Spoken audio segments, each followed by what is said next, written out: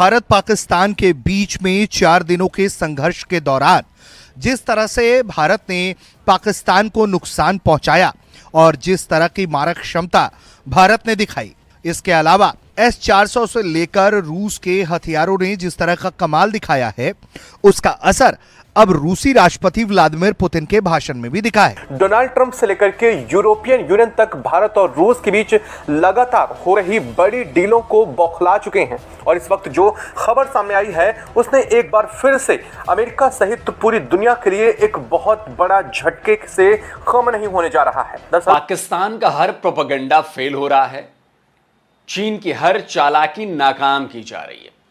कल तक पाकिस्तानी एयरफोर्स की तारीफों के पुल बांध रहा विदेशी मीडिया भी अब पाकिस्तान और चीन पर सवाल उठा 4 और कभी 6 जहाज गिरा देने का दावा आज भी चल रहा था। यानी कि थोड़े कल की बातें कि प्राइम मिनिस्टर शहबाज शरीफ साहब का कहना यह था कि जी हमने भारत के 6 तैयारे गिरा दिए, यानी कि हमने 6 फाइटर जेट जो हैं वो भारत के गिरा दिए। आज ही DGISPR का स्टेटमेंट आ रहा था और वो कह रहे थे कि जी हमने 5 गिरा दिए। अब इन लोगों की कुछ समझ में नहीं आ रहा है इन्होंने 5 गिराए हैं, 6 गिराए हैं या क्या किया है, लेकिन बहरहाल जो भी किया है उसके ऊपर अभी तक दोनों तरफ से यानी कि कोई सही स्टेटमेंट किसी के सामने नहीं आ रही। दोनों एक दूसरे को ज्यादा नुकसान कर देने का दावा भी कर रहे हैं। साथ साथ अपडेट देते हुए जिस तरह से भारत में SU-57 पहुंचे हैं उसके बाद से तो पूरी दुनिया में SU-57 पहले ही चर्चा का विषय बन चुका है, लेकिन जरा ठहरिए, भारत और रूस ने अब एक बार फिर से वो कर दिखाया है जिसके बाद से अब एक बार फिर पूरा वेस्टर्न पागल होने जा रहा है। और ऐसा इसलिए क्योंकि रूस ने एक बार फिर से भारत को अपने सबसे खतरनाक, ये पहले तो फाइटर जेट और अब अपने युद्ध पोत को भारत रवाना कर दिया है। दोस्तों, भारत और रशिया के दोस्ती देखकर पूरी दुनिया पागल हो ही चुकी है, लेकिन अब और भी ज्यादा पागल होंगी क्योंकि लगातार PM मोदी रशिया से हथियारें खरीदने में लग गए हैं। और आप लोग जानते ही होंगे कि रशिया के कोई भी फाइटर जेट या कोई भी हथियार थोड़ा महंगा पड़ता है, लेकिन ये आपके सोच से भी बहुत ज्यादा घातक होता है। दोस्तों, सिंदूर ऑपरेशन में जिस तरीका से रशिया के मिसाइल जो S-500 है वो भारत के लिए कितना सुरक्षा कवच बनी है आप लोग जानते ही होंगे। इसीलिए अब भारत ने लगातार रशिया के फाइटर जेट और मिसाइल के डील बढ़ा दी है। इसीलिए अमेरिका इतना पागल हुआ है कि हमसे हथियार ना खरीद के और हमारे फाइटर जेट ना खरीद के भारत रशिया से क्यों खरीद रहा है। लेकिन पाकिस्तान के PM और पाकिस्तान के आवाम झूठ बोलने से थोड़ा सा भी नहीं कतरा रहे हैं। पहले तो बोल रहे थे कि भारत के हमने 4 राफेल विमान गिरा दिए, अब तो 2 संख्या बढ़ गई है। अब बोल रहे हैं कि भारत के हमने 6 राफेल विमान गिरा दिए हैं। और सबसे हंसी वाला यह बात है कि इंडिया से इतना मार खाने के बाद पाकिस्तान के PM अपने आवाम से झूठ बोल दिए कि हम लोग जंग जीत चुके हैं और आसिम मुनीर को जो पाकिस्तान के आर्मी चीफ हैं उनको हल्दी अली अवार्ड दे दिया और फील्ड मास्टर बना दिया। दोस्तों, एक बेशर्मी का हद होता है वो भी पार कर चुके हैं पाकिस्तान के आवाम और पाकिस्तान के PM। कार्यक्रम के दौरान अपने लोगों को संबोधित कर रहे थे। इस दौरान उन्होंने भारत का नाम नहीं लिया, लेकिन रूसी हथियारों के बढ़ते दबदबा का जिक्र करते हुए ये जरूर कहा है कि दुनिया ने देखा है कि किस तरह से रूसी हथियार कमाल दिखा रहे हैं। यूरोपियन यूनियन तक भारत और रूस के बीच लगातार हो रही बड़ी डीलों को बौखला चुके हैं और इस वक्त जो खबर सामने आई है उसने एक बार फिर से अमेरिका सहित पूरी दुनिया के लिए एक बहुत बड़ा झटके से कम नहीं होने जा रहा है। दरअसल भारत और रूस ने पहले ही SU-57 डील को पूरी तरह से फाइनलाइज करके और फर्दर इसकी प्रोग्रेसिव अपडेट देते हुए जिस तरह से भारत में SU-57 पहुंचे हैं उसके बाद से तो पूरी दुनिया में SU-57 पहले ही चर्चा का विषय बन चुका है। रिसेंट टेंशंस रही वो तो आपके सामने ही है। दोनों ने एक दूसरे के ऊपर अटैक किया, दावे किए गए, बड़े बड़े दावे किए गए भारत की तरफ से भी और पाकिस्तान की तरफ से भी। कभी 5 और कभी 4 और कभी 6 जहाज गिरा देने का दावा आज भी चल रहा था। यानी कि थोड़े कल की बातें कि प्राइम मिनिस्टर शहबाज शरीफ साहब का कहना यह था कि जी हमने भारत के 6 तैयारे गिरा दिए, यानी कि हमने 6 फाइटर जेट जो हैं वो भारत के गिरा दिए। आज ही DGISPR का स्टेटमेंट आ रहा था और वो कह रहे थे कि जी हमने 5 गिरा दिए।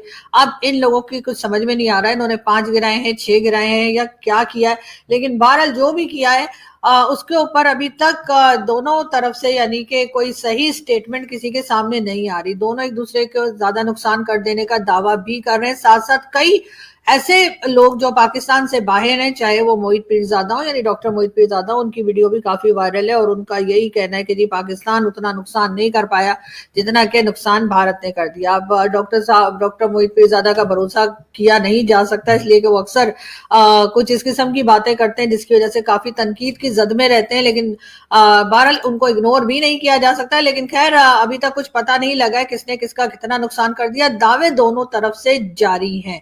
बात हम करेंगे शाहिद खान आफरीदी साहब की। आफरीदी साहब को ये कोई अवार्ड देते हुए प्राइम मिनिस्टर शहबाज शरीफ दिखाई दे रहे हैं और लोग सोशल मीडिया पर मुसलसल ये पूछ रहे हैं कि शाहिद खान आफरीदी ने ऐसा क्या काम किया है जिसके लिए जो है उनको इंडिया पाकिस्तान वॉर के बाद जो है ये अवार्ड जो है वो दिया गया। तो यकीनन उसमें कई लोग, जिसमें मैं भी शामिल हूँ, मेरा ख्याल है कि बूट पॉलिश किए इन्होंने और बूट पॉलिश करने के अवार्ड जो है वो मिला ही करते हैं पाकिस्तान में। शायद ही कोई ऐसा होगा जो उसी फॉर्म पे लगे हुए हैं ना, उसी प्लेटफॉर्म पे। हमने प्लेटफॉर्म चेंज ही नहीं किया। में तो गया है 72 साल में एक सुई तक नहीं बना सके अभी तक, ठीक है। तो इस तरफ तवज्जो कोई नहीं देते लोग। सुई से लेके जहाज तक हर चीज तो चाइना से इंपोर्ट करते हैं। बिल्कुल बिल्कुल करते हैं। और दूसरा ये कि बनाना चाहें तो बहुत कुछ बना सकते हैं, लेकिन असल मसला ये है कि अपना घर पूरा करेंगे ये लोग, अपने आप को भरेंगे, आवाम के लिए सोचेंगे नहीं। सर हालांकि पाकिस्तान एक जरखेज मुल्क है, लेकिन हम यहाँ पे जो भी काश्त करते हैं थोड़ा सामान रखते हैं, बाकी हम एक्सपोर्ट कर देते हैं और बाद में यहाँ पे लोग जो हैं वो महंगाई से मरते हैं। बिल्कुल ऐसा ही है, बिल्कुल है। देखिए आम आवाम जो है इस वक्त पिस रही है। आम आवाम की हालत ये है कि अगर कोई 35-40 हज़ार कमाने वाला है ना, तो वो भी अपना घर का खर्चा पूरा नहीं कर सकता।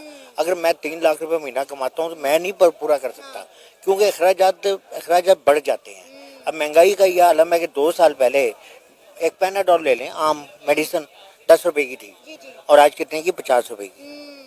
आम देखें कितना इजाफा है। अब गाड़ियों के रेटों में देखें 3.5 लाख रुपए की मैरान, और अब कितने की है, 26-23 लाख रुपए की।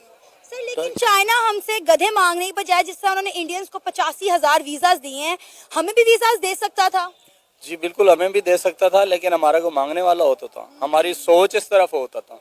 हमारा जैसे आप बात कर रहे हैं किसान की, तो किसान को पिछले साल की गंदम फरोख्त नहीं हुई, उसका रेट कंफर्म नहीं हुआ, उसके जितने अखराजात हैं वो पूरे नहीं हुए, तो वो क्या करे। अब फिर किसान को रगड़ा लगाने जा रहे हैं। अंधों के साथ हमारे मुल्क में क्या हो रहा है, रोज नबी ने हड़ताल करते हैं, डॉक्टर ने हड़ताल की हुई। हमने कभी उनकी तरफ तो सोचा नहीं, क्योंकि हमारी सोच उस तरफ है ही नहीं कि आवाम को एलिजिबल बनाएं, उनको सहूलियात दें। हमारी वो सहूलत जो गद्दों वाली है, तो हमने सोची तो गद्दों पे रखनी। जब तक हम मेड इन पाकिस्तान पर काम नहीं करेंगे, जिस तरह इंडिया के अंदर नरेंद्र मोदी की गवर्नमेंट आई थी, उन्होंने एक एजेंडा, एक कैंपेन स्टार्ट की थी, मेड इन इंडिया।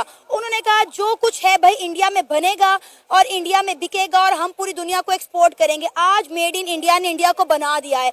जब तक हम मेड इन पाकिस्तान पर फोकस नहीं करेंगे और हमारे पाकिस्तान की आवाम मेड इन पाकिस्तान पर ट्रस्ट नहीं करेगी, हमारी तरक्की नहीं हो सकती।